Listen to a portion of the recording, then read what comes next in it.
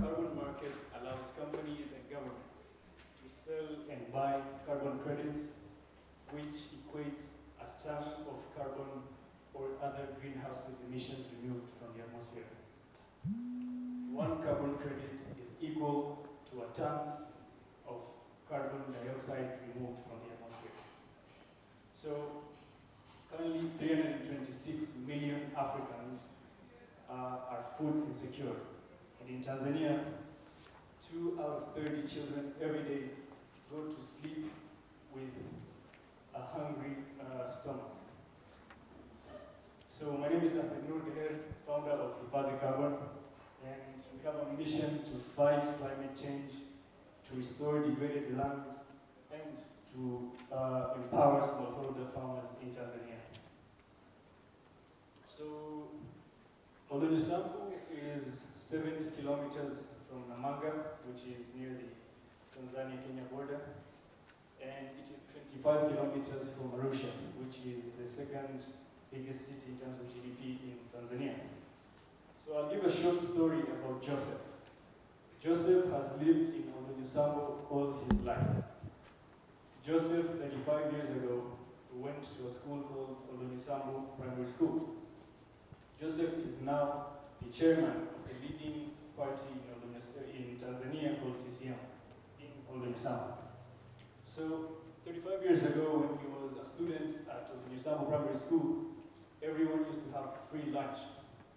Now only one third of the students at Olumisambu Primary School can afford to get lunch. Why?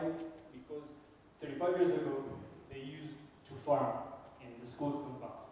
Now they do not have water, and hence there is zero productivity on the land.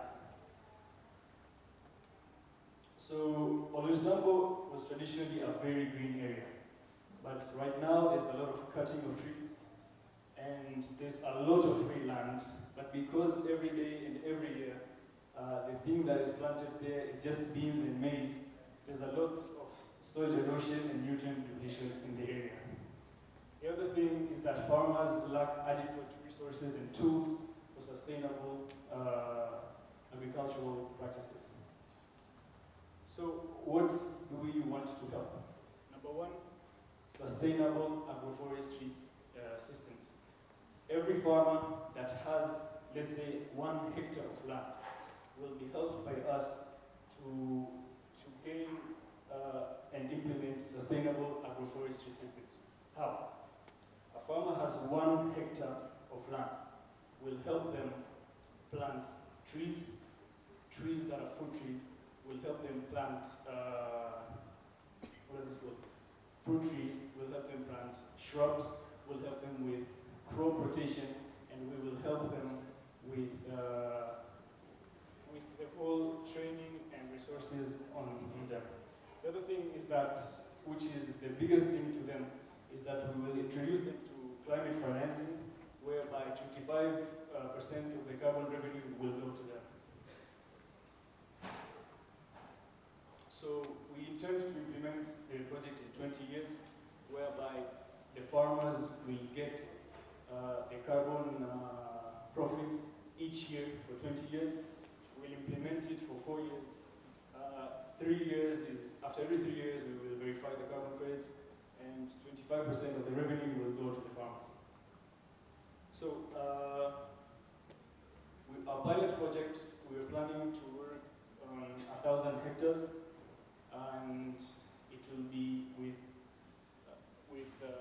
almost 800 farmers, and we anticipate to generate 10,000 carbon credits, meaning that every hectare generates 10 carbon credits, and at the current market price, the minimum will be $150,000 per year. So we are not a tech company, but then in the future we're planning to be technologically enabled, and it will help us with a few things, including managing land assets in real time, using remote monitoring and AI, a mobile app for farmer tracking, etc. So there's currently 2 carbon project developers on agroforestry first one is Wananchi Nation in Uganda, and they do carbon removal in northern Uganda through bamboo planting. The other one is Trees for the Future, and there are a couple of countries in East Africa, in sub-Saharan Africa, then Tanzania, then Kenya, then Uganda, then Senegal, and yeah. So what makes us different from them? The first thing is that Arusha and specifically Olumisambo is a very neglected area. Many people that help farmers go to the southern highlands, which is the more fertile soils. So, and why? And the other thing is that we're very sustainable because we will combine agroforestry, empower the farmers, and help with carbon financing, meaning that we can help them for a very period of time. And we already have a strong local community engagement, and it is a very scalable system. So the traction, what have we done so far? We have already engaged with local stakeholders and leaders, and we have received a strong support for our initiatives. And we have identified an urgent need for water resources for the successful implementation of our project. So the one thing that I wanted us to address is, as I said, about Olumisambo Primary School. When you go to Olumisambo, the first thing that you'll notice is that the people's teeth are very dark.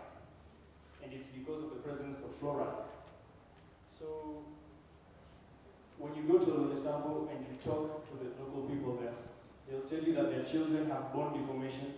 They'll tell you that many people have like bigger heads. And they'll tell you that women have a lot of problems in conceiving, and that is because of fluoride. So in Olumisambo Primary School, a fluoride filtration system was recently installed, but it is not in use because there is no water. And the water there has a very, it's very near to the surface. And there's only 2 people who have accessed the water near the Olumisambo Primary School, and they have dug it with their own hands. So meaning if we do a proper feasibility study on water access, we can really help these people. And my project is a social enterprise. We will ask for a grant of $50,000 to fund a feasibility study on water access, a comprehensive water assessment to see how exactly and how many people it will help there, and initiate a well construction for the Olumisambo Primary School. And this will be the key to better education, improved yields, and food security. So my name is, again, Ahmednoor. I'm a student at USIU, and this is my final year, but I'm a farmer